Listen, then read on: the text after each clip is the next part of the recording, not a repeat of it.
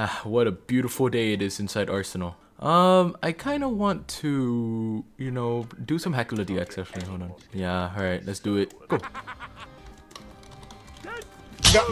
You cannot. That's it. No more Arsenal. Just like, no bug fixes, no life, no bit. Hold on.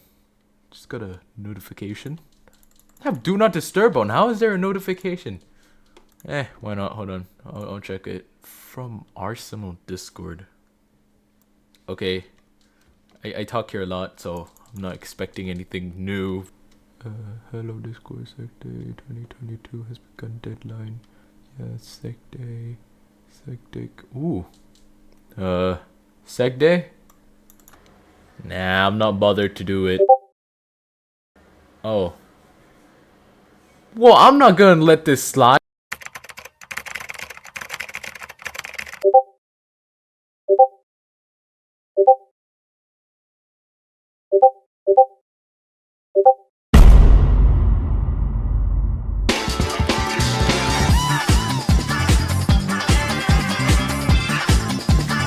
So after a lot of consideration and a lot of motivation, I've considered joining this game jam thing, whatever it is. So this is actually my first time ever participating in a game jam. And pretty much the only reason me and my team wanted to do it was because we wanted to spite our friend. We had this long tension between our friend that we wanted to get a dev skin so that we could flex it on him.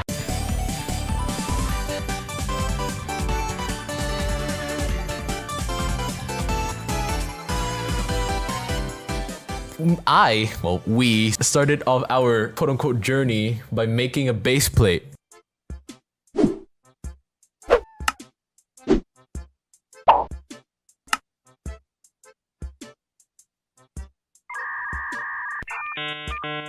And to tell you, I really didn't do anything because my scripter practically did everything, like did most of the game. And if you don't know what a game jam is, to basically define it, it's you have a specific amount of time to create a game from scratch. So basically from the whole start, from the base plate, and you could do it, well in this case, either solo or you could do it with a team, which I did with a team of 4 people. You also have a specific rule to follow. Well, not rule, I mean a theme. And the theme here is growth. So we incorporated that into our fighting game. And you also have to sacrifice everything you have, your free time, your mental health, your nephews, your kids. So we immediately got to work. We started with just a road in the shop built by Epic. Here's the image. It looks absolutely horrendous. But we also got Chim to script the basic movements, which is basically the template of the whole game.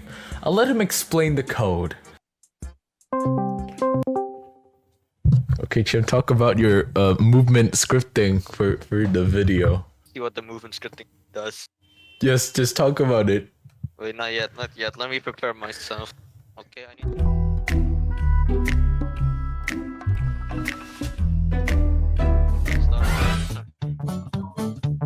Okay, so first we have to disable the clients.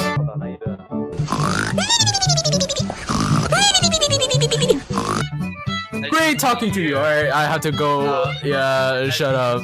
Yeah. We also made the UI and just had a little bit of. Shut up! That's it, Epic. I'm blocking you. A little bit of trolling around. Bro, you can hold space. Wait. Chim, stop the car. No. Oh! No! Oh, we are not fast enough. Please. No! Come back! No! And that's pretty much it for day 1. We haven't even got to any ideas of the game. It's basically just laying out the template for what we are going to do for day 2.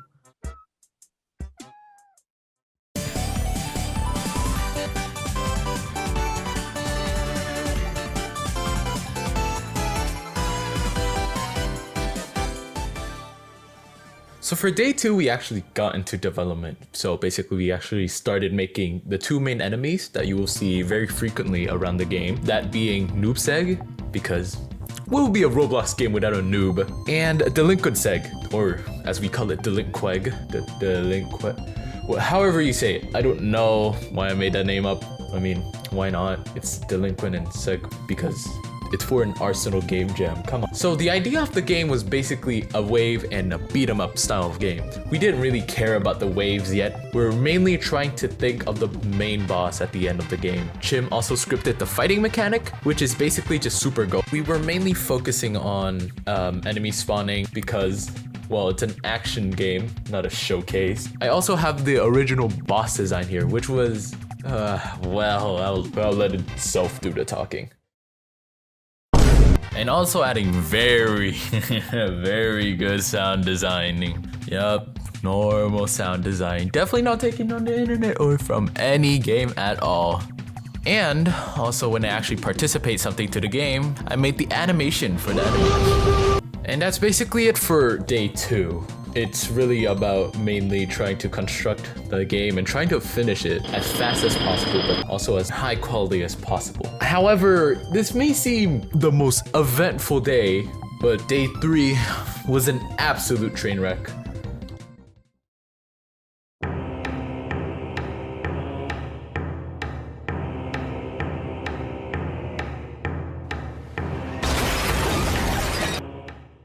So for day 3, as it was the last day, we tried everything in our power to finish the game because we haven't even added a boss fight yet. We finalized the 2 enemies we made while also adding 2 new enemies, which are the buff versions of the 2 originals. RoboSeg, which is basically Delinquent Seg, but now he shoots lasers. That is so cool.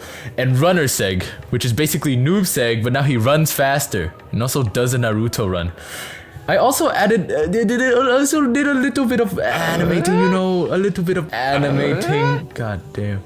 And to add on to that, we also actually added a final boss, Kuryu Kazuseg. We figured that if this is a game, a fighting game for Arsenal, then Arsenal equals Rove, Rove equals right to fight, and right to fight equals Yakuza 0. And so it was only reasonable to add Kuryu into the game, and also because I wanted to make him. And I also added a very Chim added a very spooky cutscene. Very funny. There we go. I died anyways. Bruh! You have what the? There's your stupid death screen. Let me see everything, he says. And basically, I just finished up some animations, also made the thumbnail and the icon for the game, and that was basically it. We finished the game. Or that's what we thought.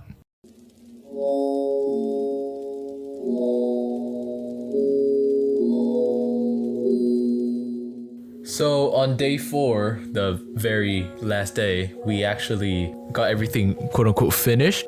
Chim pulled an all-nighter, well 2 all-nighters to finish the game, and then he actually went to bed. I then woke up at 6 AM and playtested the game before I go to school because I wanted to see if the game was enjoyable and was up to quality. But then as soon as I got to the final boss, I noticed something unusual.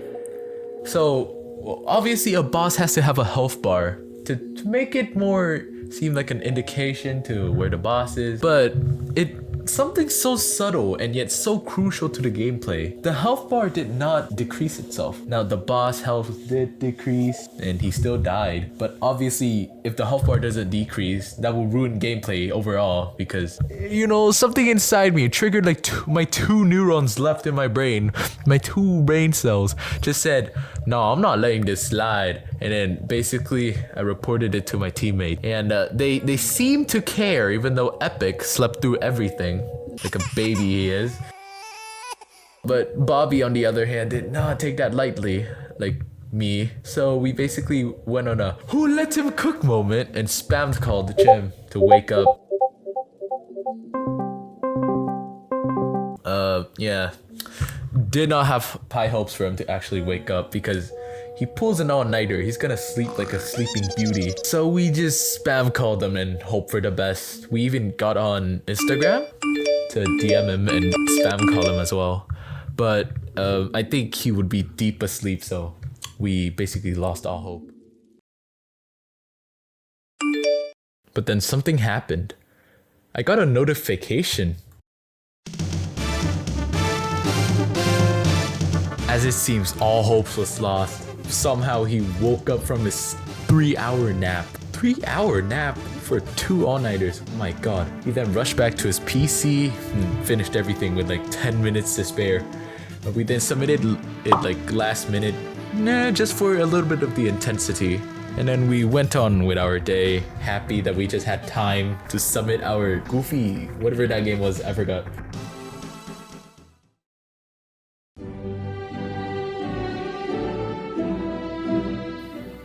So it's a day later, which is results day. We were very nervous, and equally was everyone else who were participating in the Seg Jam. Basically, Crystal and Devrov played all of the games that was submitted, and we were basically one of the last submissions. So, to be honest, we have to make a very, very good impression for them to change their minds on what was going to originally be first place. So, we were extremely nervous. Two of the teammates, Epic and Chim, actually stayed in the VC because, well, I was in my class. I can't VC in my class, so yeah. It's kind of sad that I missed out on them actually playing our game. Once I was out of my class and I checked Discord, I saw the Arsenal server had 2 pings on me. I was like, what? Did something happen? Did we win?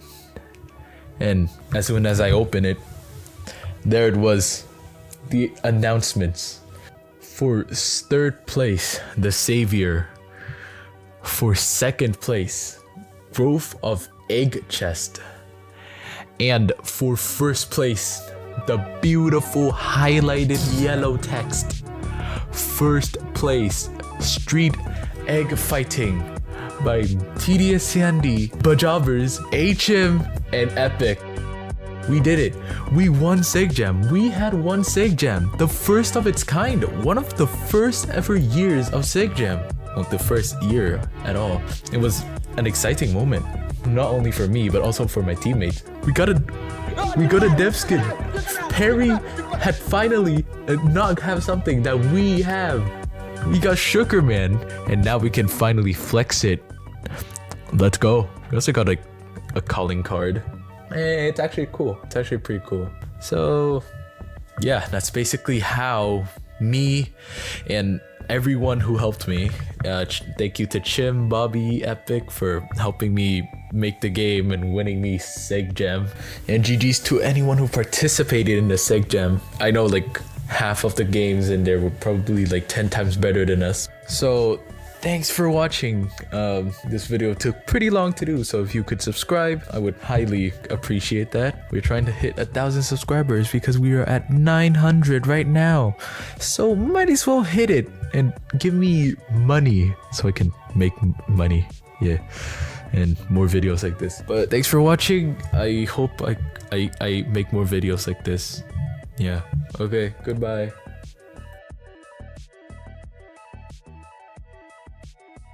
Wait, don't click off yet.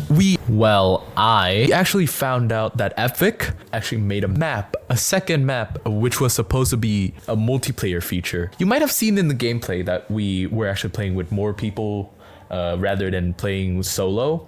This is because we actually rated a streamer called Unpredictable FPS. Thank you for having us on your stream, by the way, FPS. But we were actually supposed to have a multiplayer feature during the game jam. We just didn't have time to add it. One of the only evidences of it actually supposed to be a feature was this map built by Epic. It's actually pretty cool. I'll let him talk about it. Playing soccer. Alright, hello Epic.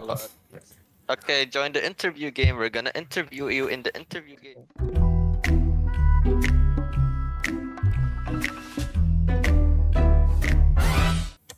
Okay, Epic.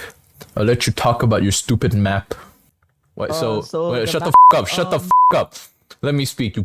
Okay. So why? Shut the f. But the problem is we just didn't have a lot of time. We actually, me, Chim, Epic, and Bobby, the whole team actually wanted to add multiplayer because first that would be a cool concept. I mean, multiplayer boss fighting. You know how fun that is? And like, not excruciatingly hard to do it. But well, we just didn't have a lot of time because I would say our multiplayer idea was too ambitious. We wanted to make a whole game for matchmaking, and yeah, that's the reason why we had the map. We wanted to make matchmaking and stuff. So I think we were just a little too ambitious on what we had in mind. So yeah, that's basically why we didn't add multiplayer. And back to the video, yeah.